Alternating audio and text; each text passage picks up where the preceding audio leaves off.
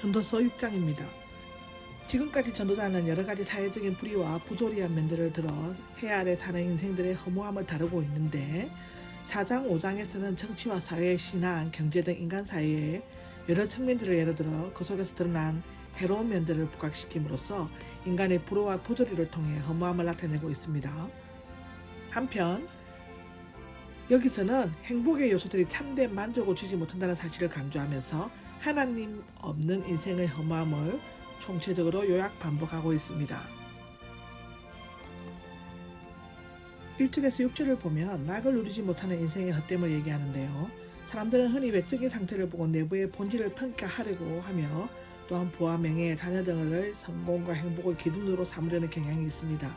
그러나 전도자는 하나님을 떠나 자기 중심적으로 세속적으로 사는 인생에게는 그 어떤 것도 궁극적인 만족이 될 수 없다는 사실을 강조하고 있습니다. 1절 2절을 보면 부와 재산과 명예를 누리지 못하는 인간에 대해서 얘기하는데요. 앞부분에서 하나님께서는 모든 사람에게 부와 재물을 주셔서 즐거움을 누리게 해주셨다고 했는데 그것들을 누리지 못하는 삶은 헛된 것이라고 강조하고 있습니다. 그런데 하나님께서는 그들이 누리지 못한 것들을 다른 사람의 소유로 넘어가게 하셔서 그것을 즐기게 못하게 하셨다라고 기록하고 있는데 전도자는 먼저 해 아래에 속한 인생들의 삶의 허물을 극복해 줄 것으로 기대하고 추구하는 대상들이 오히려 삶이 허무하다는 사실을 확인시키며 헛됨을 증폭시키는 무익한 것임을 선언하고 있습니다. 이와 같이 기쁨이 수반되지 않는 번영은 일생을 조금 더 행복하게 만들 수 없고 오히려 큰 위험에 빠지게 하는 덫이 될 수 있다고 기록하고 있습니다.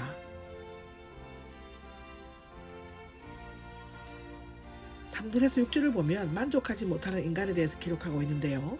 사람이 100명의 자녀를 두고 오래 산다고 해도 그 영혼이 평안함을 누리지 못하고 제대로 묻히지 못한다면 죽어서 낳은 아이가 더 낫다고 말하고 있습니다. 왜냐하면 그런 아이는 즐거움이 없는 부자보다 훨씬 더 자유로우며 많은 안식을 얻을 수 있기 때문입니다. 또한 장수의 복을 누린다 할지라도 낙을 누리지 못한다면 비참한 결과에 도달할 수밖에 없다고 말하고 있습니다. 사실상 잠언서에서는 재물을 얻고 부유한 종기 있게 되는 것은 하나님의 축복이며 지혜롭게 산 결과라고 언급되고 있지만 전도자는 부와 재산과 명예가 있을지라도 그것들을 누리지 못하면 아무런 소용이 없고 오히려 불행하고 헛된 것이라고 말하고 있습니다. 전도서에서 1절과 6절을 요약해서 말씀드리면 참 만족의 근원에 대해서 우리가 알 수 있는데요. 첫째로는 재물이 만족을 주지 못하는 것과 장소가 만족을 주지 못하는 것과 그리스도가 만족의 근원이라는 것을 얘기하고 있습니다. 재물이 만족을 주지 못하는 것에 대해서 성경에는 디모데전서 6장 9절 10절, 누가복음 16장 19절에서 31절, 마태복음 19장 12절, 스바야 1장 18절에 기록하고 있습니다. 장수가 만족을 못하는 것에 대한 성경의 기록은 전도서 1장이죠. 히브리서 9장 27절, 시편 90장 10절에 나옵니다. 그리스도가 만족의 근원임은 요한복음 6장 35절, 14장 27절, 빌립보서 4장 11절에서 13절, 시편 123편 1장에 기록하고 있습니다. 여기서 우리가 또 외워야 할 단어는 그리스도인데요. 그리스도는 마시아흐라고 히브리어로 나와 있고 헬라어로는 크리스토스라고 합니다. 그리스도는 구약의 메시아에 대한 신약의 호칭인데요. 유일하신 참 그리스도 예수를 지칭할 때 사용되고 있습니다. 요한복음 20장 32절에 나오죠. 즉 기름 부음 받은 자라는 뜻입니다. 아멘.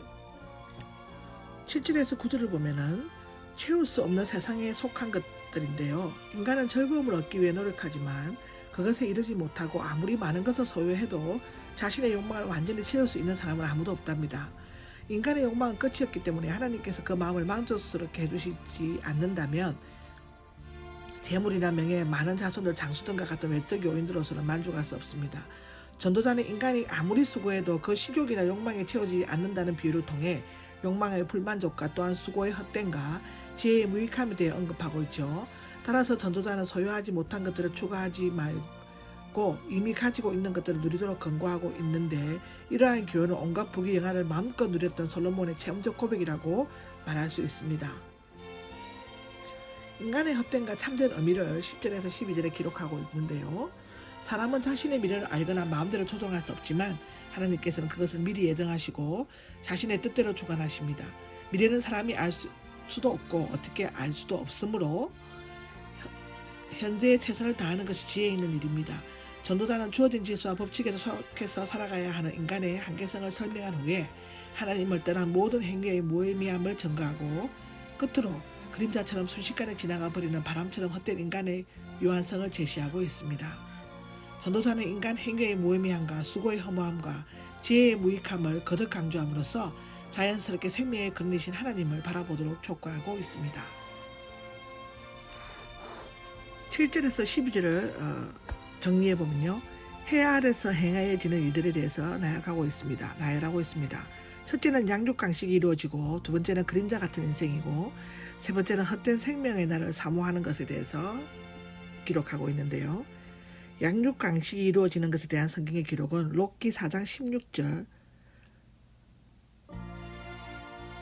디모데전서 4장 6절입니다. 그리고 그림자 같은 인생은 역대상 29장 15절,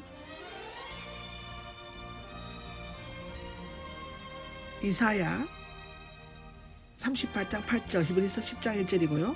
헛된 생명의 날을 사모하는 것에 대한 기록은 창세기 1장 3절, 그리고 록기 4장 15절, 야고보서 4장 14절에 기록하고 있습니다. 인생에 대한 것은 우리 휴먼이고 휴먼 라이프에 대해서 얘기하는 건데요. 목숨을 가진 사람의 존재, 사람이 이 세상에 살아있는 동안을 뜻합니다. 창조주 하나님께서는 피조물의 인간의 생사화복 곧 인생 전체를 주관하고 계신다고 성경은 기록하고 있습니다. 아멘.